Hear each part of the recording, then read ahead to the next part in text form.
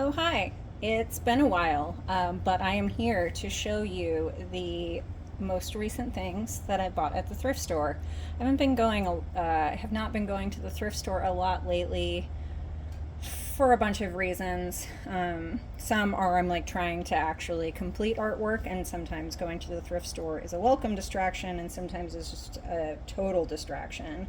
And then also, they closed a road between myself and one of the thrift stores that's closest to me.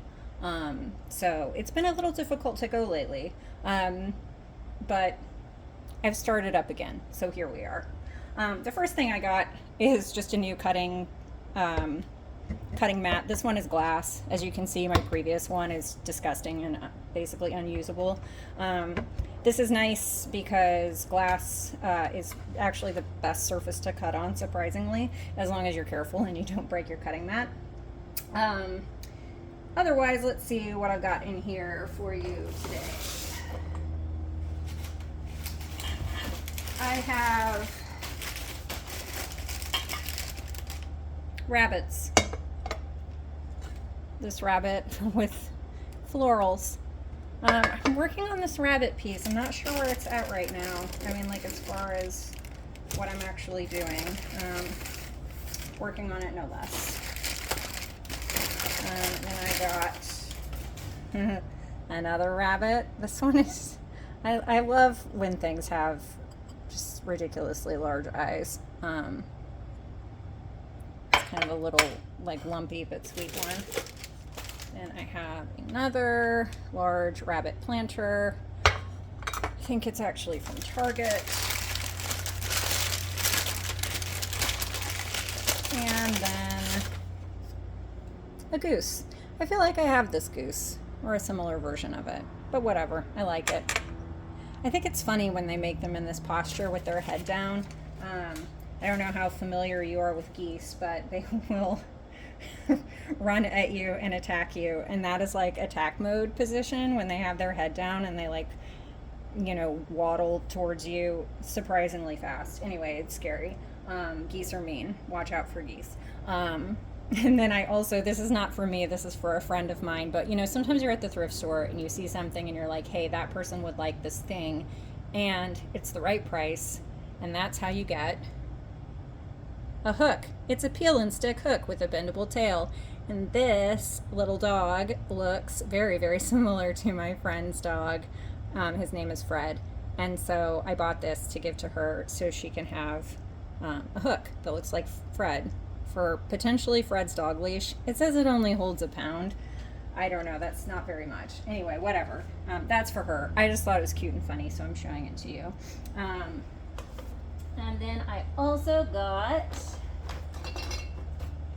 just to go along with the rabbit train, another rabbit with some little bows. This one has kind of like, I don't know, it's different in its shape, like extra long ears, these sort of odd legs.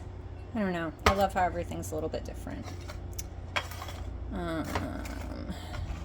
Okay, and then we have just a really simple lamb, but like, as you know, doing stuff with things that are white or cream colored, and this is going to work in well for that, as well as this lovely elephant. Has a broken tail, but that's okay. Oh, look, had a broken leg too that somebody glued back on. And these tusks, this is always interesting to me. I mean, I don't know, maybe it's boring, but I think it's interesting. These tusks are plastic. This whole thing is ceramic except for the tusks. They do this a lot. I think tusks are really hard to make and fragile, and so they'll put the two holes in the ceramic piece and then make the tusks out of something else. Like back in the, I don't know, before times or some other time, not now, they used to be made sometimes of bone or ivory or like Bakelite type plastic. These are just resin, but it does make them way less likely to break. And then I got St. Francis here. St. Francis, I mean, I'm a fan, patron saint of animals. Some of the birds have a problem. I liked the birds. I don't know. I like him because he's tall, even though he's probably going to get like his head removed and turned into something else. But just in general, you know, I liked him overall. He was 30% off. Seemed like the right thing to do, to have a St. Francis. And then just a few things left. This one had a little casualty on the way here.